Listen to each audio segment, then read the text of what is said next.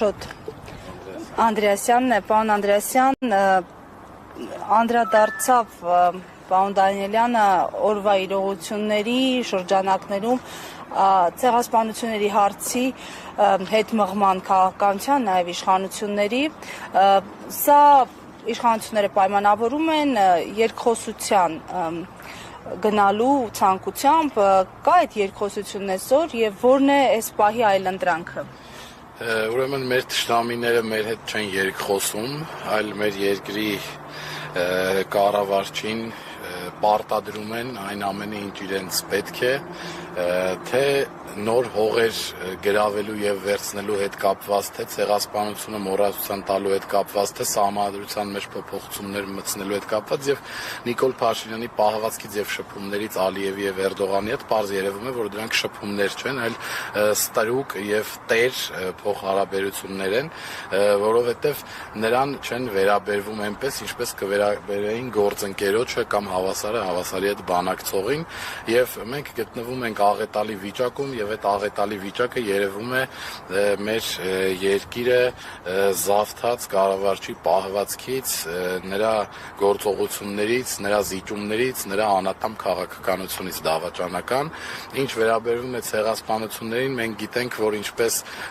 հայ ժողովուրդը, այնպես էլ մեր եղբայրական հույն ժողովուրդը նույն Օսմանյան կայսրության կողմից ենթարկվել է ցեղասպանության եւ ցեղասպանությունները պետք է միշտ հիշել, պետք է պարտադրել այդ ցեղասպանությունը կատարողների ժառանգներին դրանց մասին, դրանք ընդունել, հետևություններ անել եւ որպեսզի նմանատիպ երևույթները կանխվեն 21-րդ դարում, իսկ մեր իշխանությունները այնպիսի քաղաքականություն են ընտրել, որը ամոթալի է հայ ժողովրդի համար եւ նաեւ գետնին է տալիս բոլոր այն ցեղասպանության ենթարկված զոհերի հիշատակը, որ այսքան տարի նրանց համար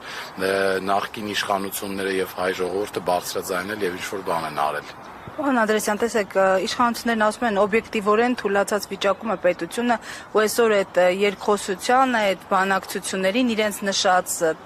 այլընտրանք այս պահին փաստացի չկա։ Մեր երկիրը ուժեղ վիճակում է եղել, մեր երկիրը պատահական թույլ վիճակում չէ, իրենք են թուլացրել դավաճանությունների, թշնամու հետ գործարքների գնալու արդյունքում, եւ հենց մեր ասածն էլ դա է, այո, երկիրը թույլ վիճակում է, բանակցելու հնարավորություն չկա Նիկոլ Փաշինյանի դեմքով։ Այն մարդիկ, ովքեր հաղթանակներ են տարել, այն մարդիկ, ովքեր արտաքին քաղաքականության մեջ մեզ պատվով են ներկայացրել, հավասարը հավասարի հետ են թշնամիների եւ այլ գործընկերների ու դաշնակիցների հետ բանակցել ու շփվել, այդ մարդիկ պետք է գան իշխանության։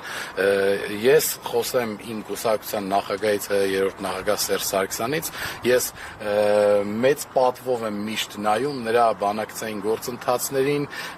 ինձ համար մեծ պատիվ է ունենալ նման առաջնորդ, ով միշտ հայ ժողովրդին, հայ ազգին բարձր է ներկայացրել, հաղթողի դիրքերից է ներկայացրել եւ Ալիևը նրա մոտ եղել է փոքր երեխայի նման ինչ-որ